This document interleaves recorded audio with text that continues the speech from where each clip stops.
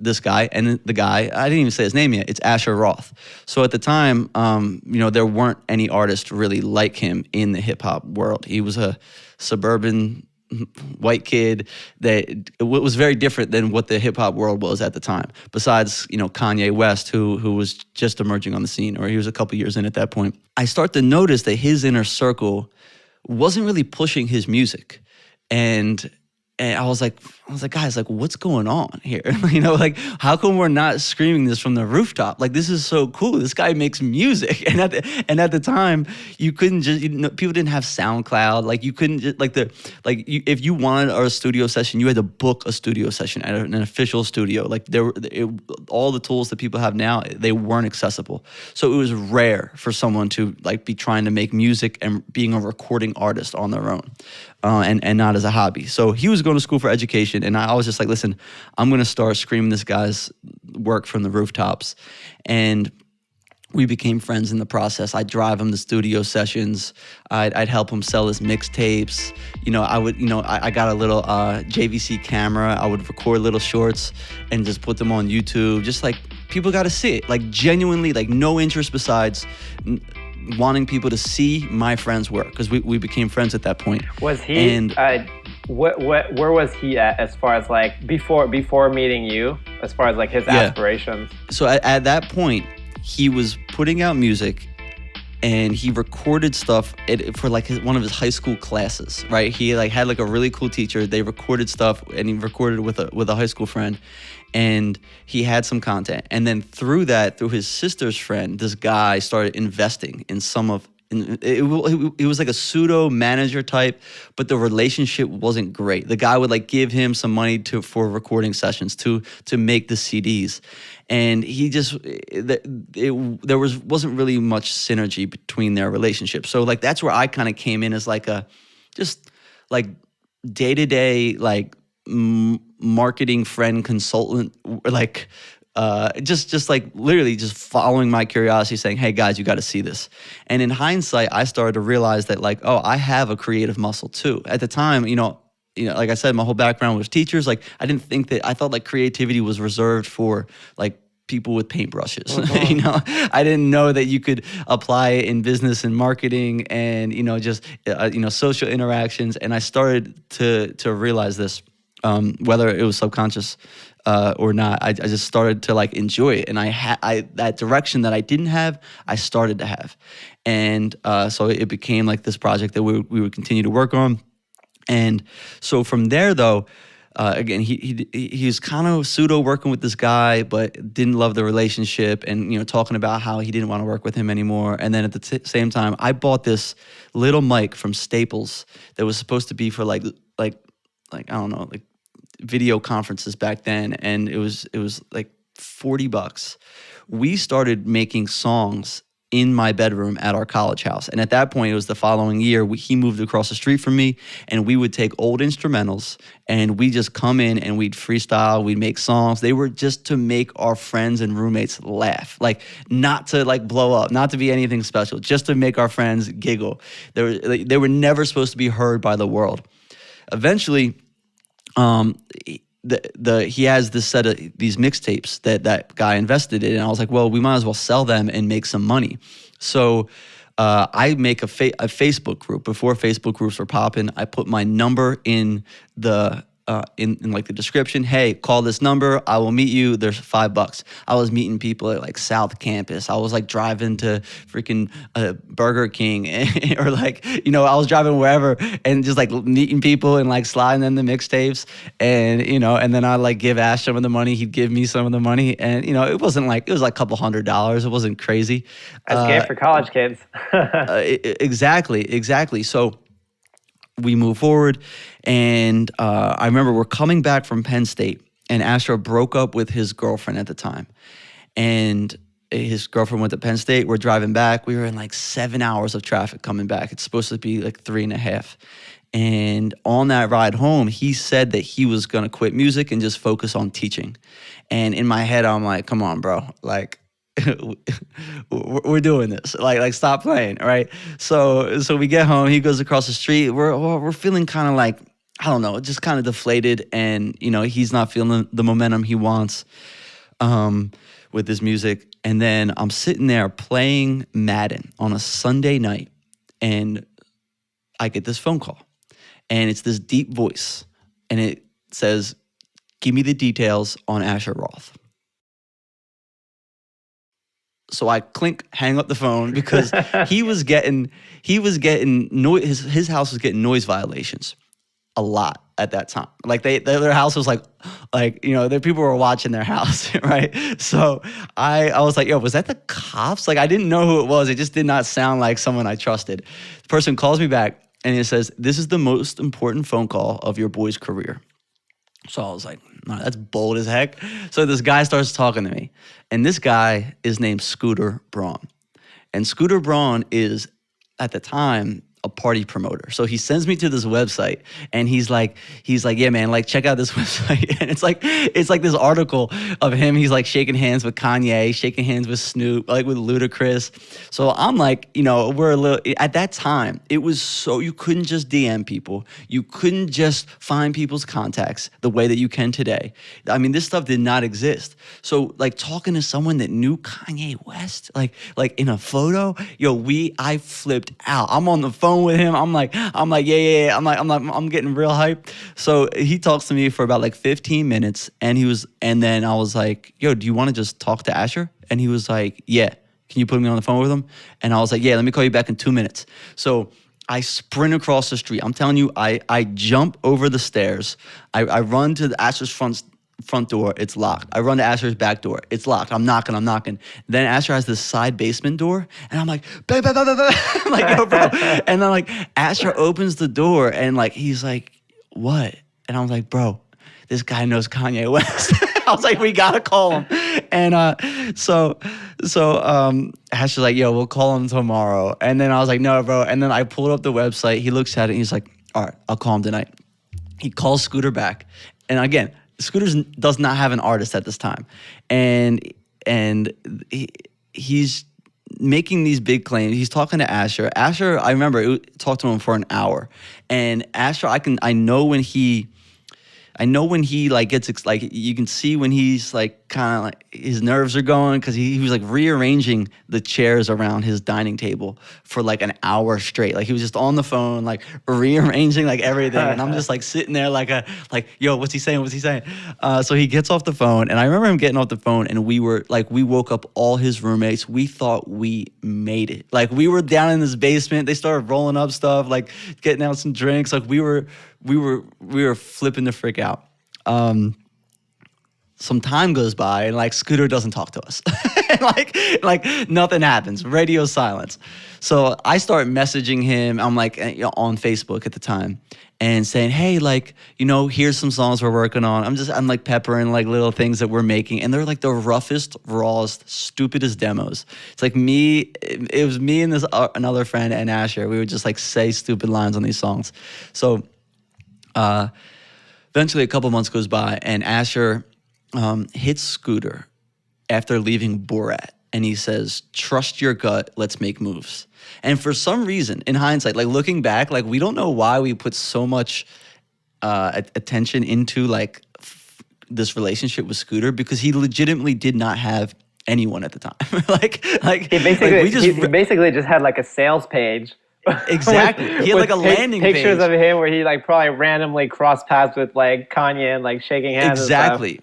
Exactly. And we believed the story. Yeah. So he says, trust your gut, let's make moves. And then he's like, listen, if you can get down here this weekend, I think it was the BET Awards in Atlanta, he said, I'll introduce you to some people. So Asher gets a flight, he flies down. And I remember he comes back, and it was my birthday, and we all sat in my basement. And Asher like sat there, we had whiskey, and he starts telling stories about how he's meeting Shaka Zulu, how he's meeting Luda, how he's meeting Soulja Boy. Like, and we're like losing our crap. Like we're like, yo, bro, we made it. And like, we didn't do anything.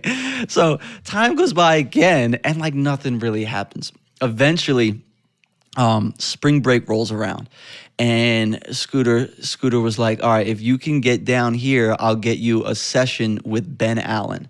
So spring break rolls around, And I was like, yo, like, how are we gonna get there? We have no money to get down there. And like Asher was like, yo, we could drive. So him and I drive to Atlanta for 3 days, right?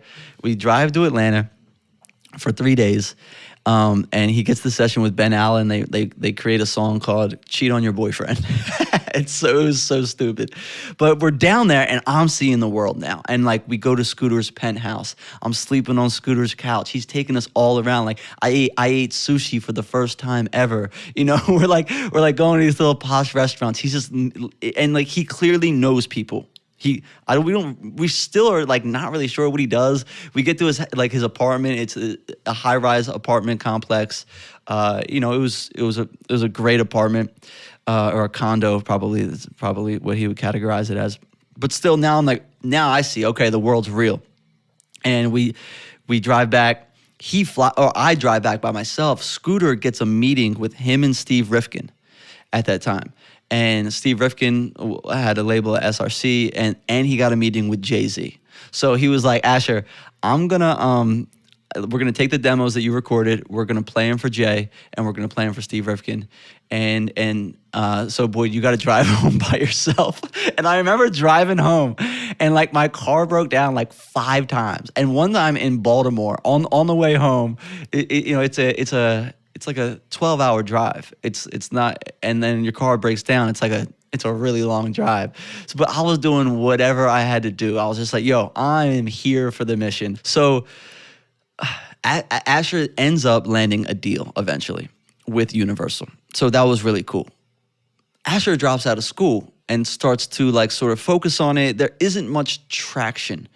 And then Scooter says, all right, you got to move to Atlanta, and tells Asher this. Asher calls me and goes, yo, we got to move to Atlanta. I had a year and a half left of school because I transferred and all of my credits didn't transfer. And to get the teaching major, I had a year and a half left. So I was like, yo, there's no way I can move to Atlanta. And so then a couple of weeks go by and Scooter calls me. And I remember sitting there, and Scooter goes, hey, it was wild how he framed this. And this is how Scooter's a master salesman. He was like, listen, I just signed a 13-year-old that sings like an angel and is a future Abercrombie and Fitch model. And he was like, he's moving down to Atlanta in 6 months. You guys got to get here as soon as you can. He was like, because as soon as he gets here, all of my attention will be going to him. So I'm like, what the heck? Well, this guy is so bold. Like, how does he, like, but for some reason I believed him. So I figured out a way. I went to my counselor and I was like, hey, is there any way that I can graduate early, and like based off of all the credits I have? And because I knew my parents would murk me if I didn't finish school. I had to finish school. So I found out a way that I could graduate that semester. Wow. So yeah, and I didn't have to do it, but I didn't have the full teaching degree. I had like a professional studies degree, which I don't even know what that means. So I was able to graduate. And so we get in a U-Haul. Oh, no. Before that, as we're picking houses, I remember Scooter. He was on Craigslist finding us houses, and he walked through. Like, you couldn't just film with anything then. He went to this house. He brought his laptop, and he opened it up, and he's walking around, and he films it, and he's there with the landlord, and he's just filming it. And like, it could have been any house at the time. We would have been like, yeah, we're going, you know? So he like filmed it. He said, this is the rent. We were like, yeah, whatever. So we said yes to the house. We get in a U-Haul, and we drive down there. So now we're in Atlanta. Now we're really in Scooter's world. I get a job at a gym at the Lenox Mall, and I get a job at a restaurant serving tables. Asher's money starts to run out from the label deal. He gets a job working at a pizza joint, and the other guy we live with got a job working at a restaurant. So we're down there, and we're 2 weeks in, and we're like, what the hell did we do? like we had it all going for us. Like we were like in college. We were like, we're down here, and Scooter, he's big time down there. We didn't see him as much at the beginning. In his mind, he was like, yo, make stuff happen and bring it to me. So the one thing that he did do, he got some money out of the marketing budget from the label, and we put a studio in the basement. Now at the same time, the basement, we legitimately had rats the size of squirrels. What? Like we would be recording and we just hear the trash can like rattling. So we're down there in between working and was Scooter paying you guys his rent, or did he just like find a place? Okay. No, he kind of sold it like he was though before we came down. I promise you, he's a little shiesty in a great way. But yeah, we thought he was. We thought he was going to. But no, that's why we were all working down there. But we had the studio there, and in hindsight, he definitely should have paid for it. but so we're down there recording songs, but also have this job at the same time. And every now and then it would be wild, right? Like we'd just be like, man, college was so much fun. We didn't have to, I remember one specific weekend we were supposed to go to New Orleans to party, and the ride that we were supposed to go with bailed on us. And like me and Asher were sitting there on a Friday night, and we were like, yo, we didn't have to drive 6 hours in college just to like go have a good time, because the neighborhood that Scooter moved us into, it was this really nice neighborhood. All the houses in the neighborhood were knocked down and rebuilt except for one, and it was ours. So we were in this residential we were in this residential neighborhood, bunch of college kids, like we were like, and we realized like the first week or so, like we were like, still flying high, we're on vacation, but then we realized, oh, we have to pay rent. We have to, Asher's music has to be successful. We're like, we had to take this seriously now. So we were like just in this mode where we were taking the old ideas and we were like putting them into new songs, the ideas that we recorded at our house in Westchester.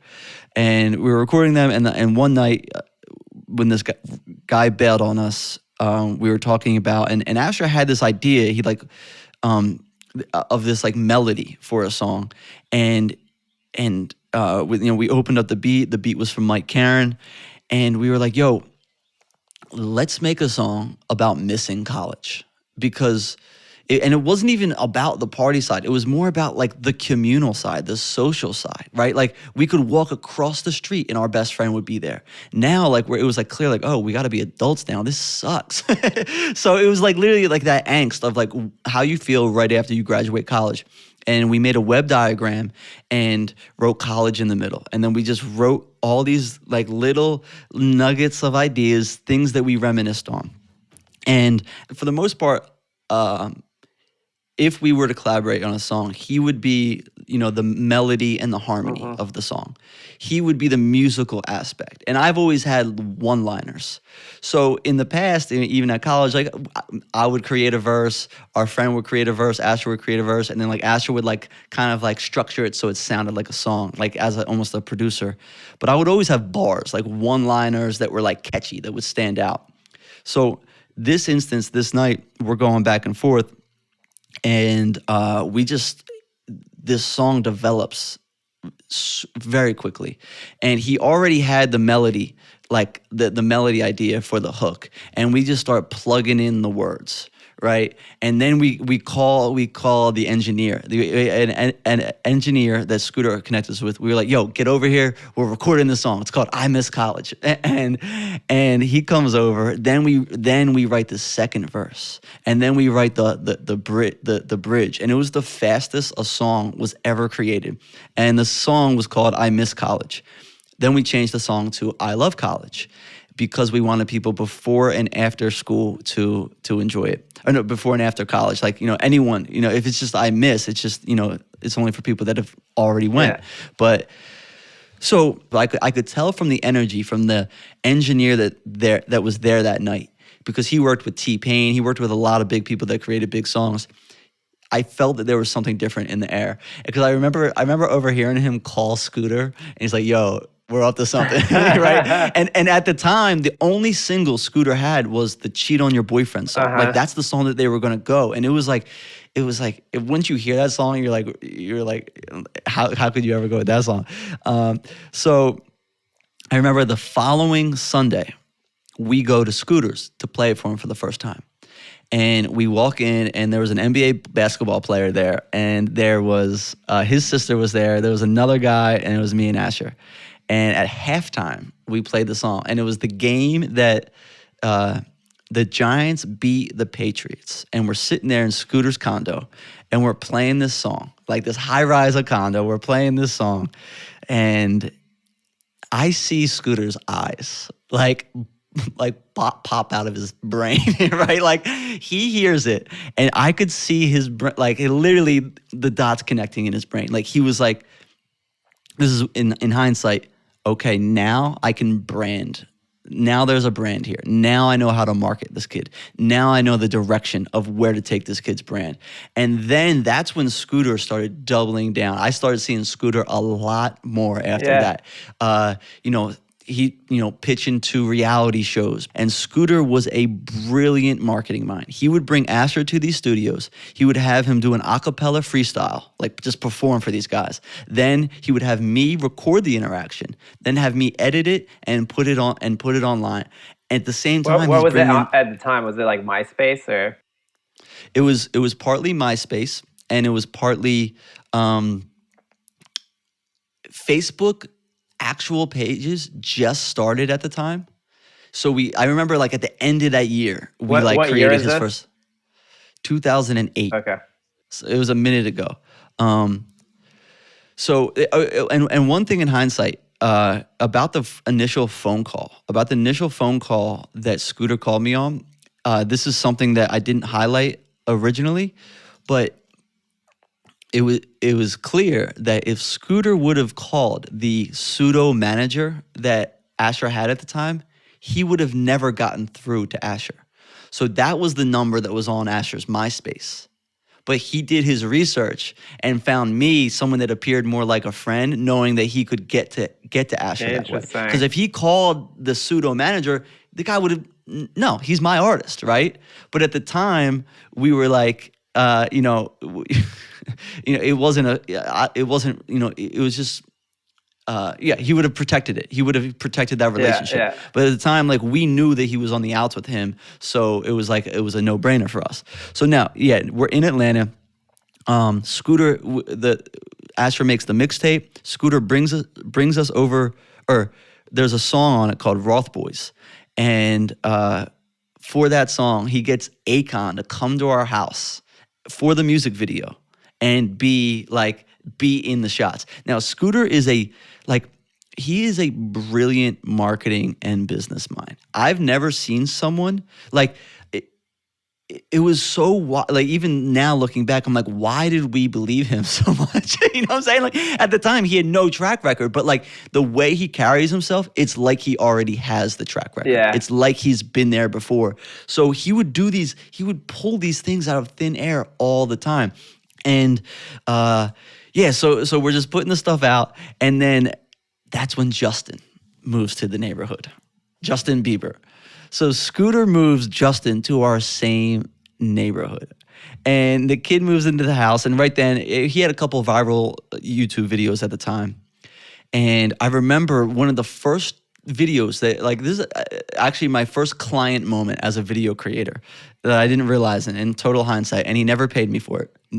So I'm going to invoice him. Scooter comes into our basement, and he has a flip cam, and he says, "Dump this footage, and I need you to edit for me, and I need it to be up in an hour." And I was like, all right, bro. You know what I'm saying? So I opened it up, and it's Justin Bieber meeting Justin Timberlake. And it's still on the internet somewhere. And he was like, I need this up on the internet, because what he was doing, he was creating leverage to then go to, he wanted to go on TMZ, because you knew if you did that, right, like people, like all the blogs, right, would pick that video up. Like Justin Timberlake is meeting this young artist. So he stood over my shoulder. He like told me what fonts to use, like what to cut where. Like he was just telling me everything to do. I'm editing it for him. And then he pumps it out. It was on the news later that night. And I'm starting to just see these things. I'm like, yo, Scooter is a magician. I don't know how the heck he does this stuff. So yeah, that was the first editing experience that I ever did for a quote unquote client. I did it for Justin Bieber and Scooter Braun, and he never paid me. But all good. Hey, free work, man. Free work. Yeah, exactly. So that goes up. Then Justin, he lives about 3 football fields away. And his mom would start dropping him off at our house because his mom was 34, 35 at the time and like had stuff to do in Atlanta. And we were his pseudo babysitters. We had 4 or 3. There was another guy that lived with us too. So at any given time, 3 to 4 guys that were just there that could like, her son could play Mario Kart with. We would play washers in the front And yard. you said We'd at the take him to time he was like 12, 13? Yeah, probably 13 at that point. That's wild. And he was just like a curious, wide-eyed, great kid. And there was something about him too. He wasn't like a regular, he wasn't a regular 13-year-old. He had so much swag and confidence. One time, it was the day that Scooter got Justin signed, and I have footage of most of all this stuff because I was just filming everything. And I remember I like in the video, Justin's calling his mom and it's like so cute. He's like, "Hey mom, can I go to the restaurant with Tom, Scooter, and Asher?" and so the restaurant we were going to, it was going to be at like 9 o'clock. It was like a little later. And so he comes with us. And it was the day he got signed, and we sat there. We all had dinner, and then it was Ludacris's restaurant, and it was a meeting for Asher. So we go up, and Asher meets Luda, and there's footage of that on the internet too. And my job, my responsibility, Scooter was like, "Yo, can you just watch Justin tonight? Because I'm gonna be wheeling and dealing. I'm gonna have to be, working the people a little bit, and Asher's gonna be in these meetings." And I was like, "Yeah, I'll watch Justin." So I'm filming, and I'm not entirely paying attention, and totally lose Justin. Justin is not in the meeting room. I run around the restaurant. Justin's not in the restaurant. I go up to Scoot. I'm like, "Yo, I don't know where Justin is." Like, I have no idea. Right? So I run outside, and I have this footage too. I'm filming this stuff. I run outside, and there's 2 extremely attractive women just like swaying back and forth. And I hear this voice singing "You Got It Bad" by Usher. And it's a 13-year-old's voice. And Justin is just serenading 2 women on the street by himself. And I look at Scooter and I was like, "Yeah, you got one with this guy." Yeah, he's absolutely a star. Like, who does that in their right mind at 13? Like, who has the guts to do that? That's wild. So this story is going pretty deep into that world. So that just shows you sort of what's going on. Eventually, I Love College takes off. And we go on tours. We headline a tour back and forth with Kid Cudi. We go on a tour with Blink-182. We go on a couple international trips. I went to like 21 different countries. I worked with Pharrell for 2 weeks in the studio with him. It was the most transformative creative experience I've ever had. He is the prototype for how an artist should conduct their career. The guy, like all the other rooms that we were in up to that point, the studio sessions would be at 3 a.m. Everyone's drinking and smoking. It's, toxic environments. Pharrell came in every day at 9 a.m. He'd come in with his wife and his kid. They'd sit in the other room, play games, watch TV. He'd look at Asher. He'd look at me too. By like the 5th day, he was looking at me too. He'd be like, "Yo, what's the idea of today?" So he would just have a conversation with us and then lift the idea out and then build a beat around it. He would create the shell for that beat. And then he would say, "All right, I'm out." And he'd leave it like 1 or 2, right? Really? He'd be there for a couple hours. Yeah. And then he'd say, "All right, finish it." So then he would keep us there with his co-producers and his engineers, and we'd finish the song all night. He'd come in the next morning and we'd do it again. So this was a collab between Asher and Pharrell? Like yes, for one they song? created an album. They created a 12-song album Wow. in 2 weeks. In 2 And it weeks. was it was actually during Super Bowl weekend in Miami. So let me bring you into that. So I'm telling you, and the reason I gotta be very clear, the reason I'm bringing all of this up, like look at me, I'm a regular bull, I'm a regular guy, right?